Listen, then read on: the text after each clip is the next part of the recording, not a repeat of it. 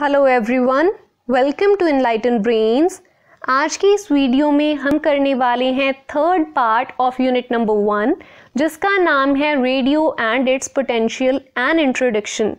इससे पहले हम 2 पार्ट्स ऑलरेडी कर चुके हैं, जिसमें फर्स्ट में हमने किया था radio as a medium of mass communication, characteristics of radio medium, and second part का फोकस था सब्सटेंस ऑफ रेडियो प्रोग्रामिंग के ऊपर।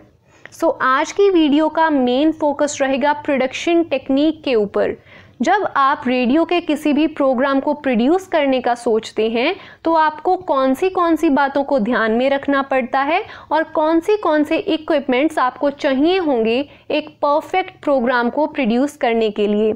उसके ऊपर हमारा फोकस रहेगा। चलिए वीडियो की शुरुआत करते हैं बहुत ही बेसिक से। प्रोडक्शन टेक्निक जब से रेडियो को इन्वेंट किया गया मार्कोनी के द्वारा, आप जानते हैं मार्कोनी एक इलेक्ट्रिकल इंजीनियर थे और इटली से बिलोंग करते थे।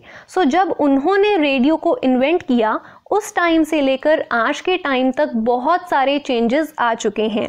आज के टाइम में रेडियो के प्रोग्राम को प्रोड्यूस करने के लिए हमें हार्डवेयर भी चाहिए होंगे और हमें सॉफ्टवेयर भी चाहिए होंगे। उसके बाद हमें एग्जाम्पल दी गई है कि 2 तरीके से प्रोग्राम को प्रोड्यूस किया जाता था। एक तो था FM, जो आज भी चलता है, और दूसरा होता है AM बैंड। अब इन दोनों में मेजर डिफरेंस क्या होता है? जो FM रेडियो की क्वालिटी होती है, साउंड क्वालिटी, वो बहुत अच्छी होती है और बेशक क्लाउड्स आ जाएं या कोई भी रुकावट आ जाए, उस वजह से भी FM की जो वेव्स हैं वो डिसरप्ट नहीं होती हैं। ऑन द अदर हैंड जो AM बैंड होता है उसकी जो वेव्स हैं वो इजीली डिस्टरप्ट हो जाती हैं। इवन क्लाउड्स भी बहुत ज़्यादा प्रॉब्लम क्रिएट कर देते हैं। जो प्रोग्राम प्रोड्यूस किया होता है लिसनर उसको प्रॉपरली सुन ही नहीं पाता है। 2 तरीके से प्रोग्राम्स को प्रोड्यूस किया जाता है on 2 stereos. The FM stereo programmer have to decide a broadcast which can lend itself to a stereophonic value। अब मान लीजिए आप एक FM स्टीरियो प्रोग्रामर हैं, आपको अपॉर्चुनिटी मिली है एक प्रोग्राम को ब्रॉडकास्ट करने की। आप एक ऐसा प्रोग्राम डिसाइड करेंगे जो बेस्ट होगा स्टीरियोफोनिक वैल्यूज के पर्सपेक्टिव से।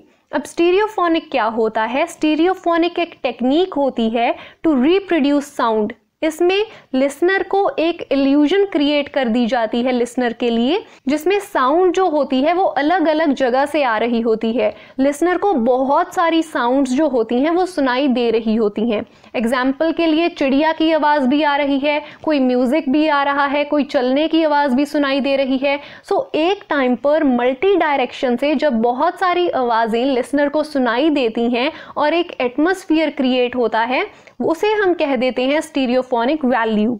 इसी को फिर एग्जाम्पल दी गई है जैसे म्यूजिकल इंस्ट्रूमेंट्स। अलग अलग म्यूजिकल इंस्ट्रूमेंट्स होते हैं, उनकी एग्जैक्ट आवाज़ लिसनर को प्रॉपरली सुनाई दे, ये बहुत ही इम्पॉर्टेंट होता है और इसका ध्यान आपको as a FM stereo programmer रखना पड़ेगा। आप एक ऐसा ब्रॉडकास्ट होता है किसी भी प्रोग्राम को रिलीज करना, पब्लिश करना। आप एक ऐसा ब्रॉडकास्ट सिलेक्ट करेंगे जो स्टीरियोफोनिक वैल्यूज़ के ऊपर प्रॉपर खरा उतर रहा हो। उसके बाद the equipment used for recording a programme include a good microphone, recording machine with facility of dubbing, editing and reediting. आपको ऐसे इक्विपमेंट की ज़रूरत है जहाँ पर हमारे पास अच्छा माइक्रोफोन हो, रिकॉर्डिंग की मशीन हो, आपके पास डबिंग की फैसिलिटी होनी चाहिए, एडिटिंग की फैसिलिटी होनी चाहिए, और अगर मान लीजिए कोई प्रॉब्लम आती है तो आप री रिकॉर्ड भी कर पाएँ, ऐसी फैसिलिटी भी होनी चाहिए। Music recording particularly of an orchestra need number of microphones। इसमें कोक स्टूडियो की हम एग्जाम्पल लेते हैं। आपने देखा होगा बहुत सारे लोग होते हैं, इंस्ट्रूमेंट्स वाले अलग होते हैं, सिंगर के पास अलग माइक होते हैं। अगर आप कोई ऐसा प्रोग्राम क्रिएट कर रहे हैं तो आपको बहुत सारे माइक्स की ज़रूरत पड़ेगी। ऑन द अदर हैंड अगर आप कोई स्ट्रेट न्यूज़ कमेंट्री का प्रोग्राम प्रिपेयर कर रहे हैं तो आपको सिर्फ और सिर्फ एक माइक की ज़रूरत पड़ेगी। अगर आप किसी करंट अफेयर प्रोग्राम को प्रिपेयर कर रहे हैं और उसमें 3 या 4 लोग हैं तो आपको 3 या 4 माइक्स की ज़रूरत पड़ेगी और आपको साउंड लेवल का भी ध्यान रखना पड़ेगा कि प्रॉपरली यूनिफॉर्मली सबकी साउंड जो है वो रिकॉर्ड हो पाए। फिर जो प्रोडक्शन टेक्निक्स हैं वो हम एक दिन में नहीं सीख सकते हैं। प्रोडक्शन टेक्निक के लिए एज अ प्रोड्यूसर आपके पास गुड ईयर होना चाहिए। गुड ईयर का यहाँ पर मतलब ये है कि आपको साउंड्स की नॉलेज होनी चाहिए कि कैसे साउंड कहाँ से आ रही है, क्या जो बोलने वाला है वो माइक से ज़्यादा दूर तो नहीं है जिस वजह से उसकी जो आवाज़ है वो प्रॉपर रिकॉर्ड नहीं हो पा रही है, क्या आपको एडिटिंग की ज़रूरत है या फिर डबिंग की ज़रूरत है। सो ऐसी चीज़ों के बारे में आपको पता होना चाहिए। नेक्स्ट है हमारे पास सरफेस एडिटिंग। अब सरफेस एडिटिंग में क्या होता है कि जो प्रोड्यूसर होते हैं वो अनडिज़ायरेबल साउंड्स को जैसे कि स्टैमर हो गया, स्नीज हो गया, cough and choking of voice को एडिट कर देते हैं, एलिमिनेट कर देते हैं।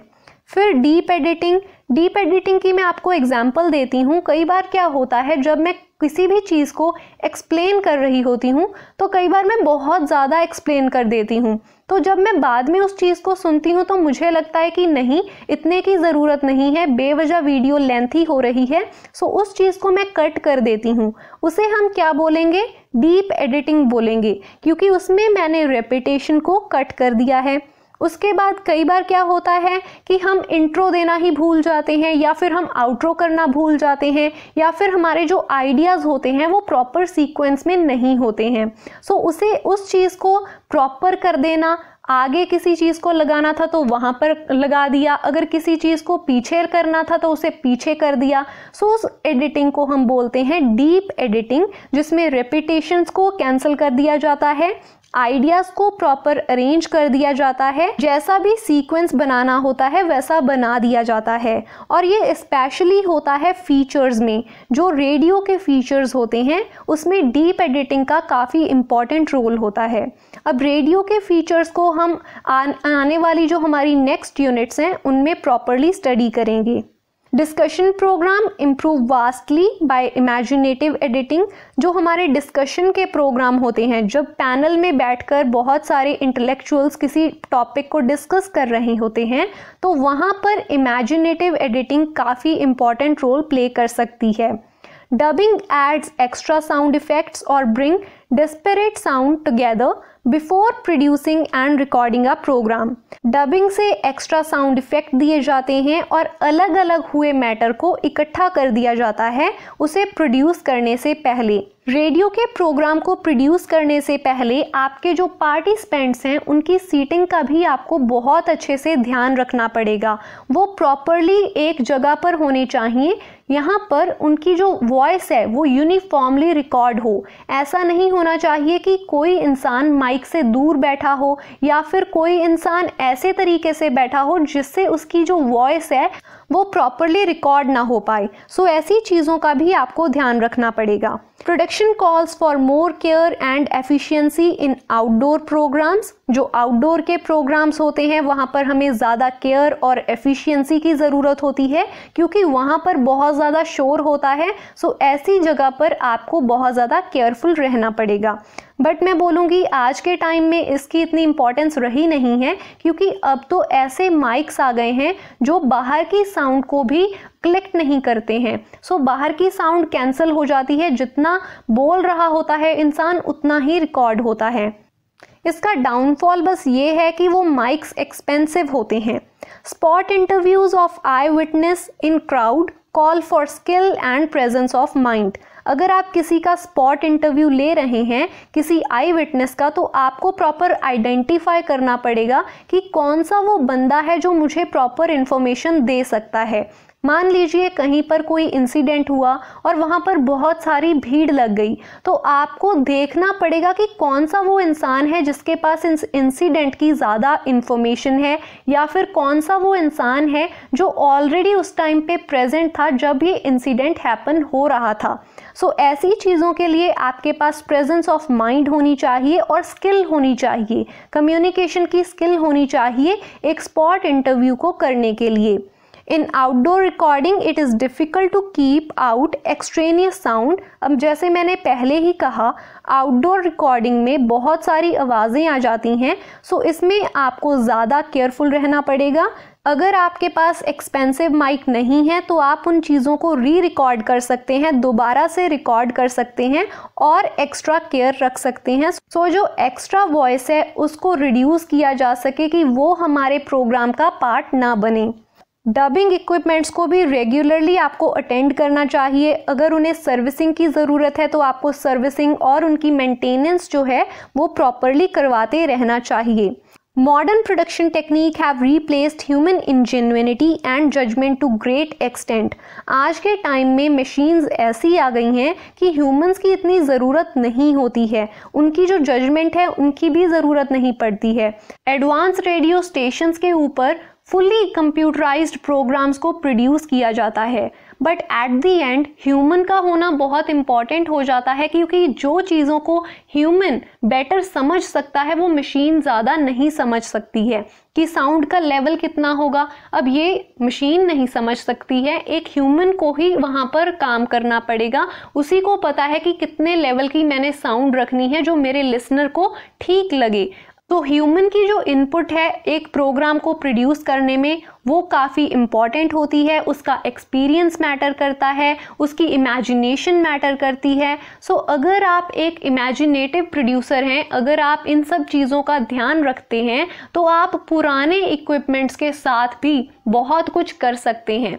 सो यही इस चैप्टर में कहा गया है, यही इस पर्टिकुलर टॉपिक में कहा गया है। कुछ ही बातें थी जिसका आपको ध्यान रखना है अगर आप एक रेडियो के प्रोग्राम को प्रोड्यूस करना चाहते हैं। सो ये थी आज की वीडियो। आई होप ये वीडियो आपको हेल्पफुल लगी होगी। ऐसी ही और वीडियोस को देखने के लिए इस चैनल को ज़रूर सब्सक्राइब कर लीजिए। Thank you so much for watching.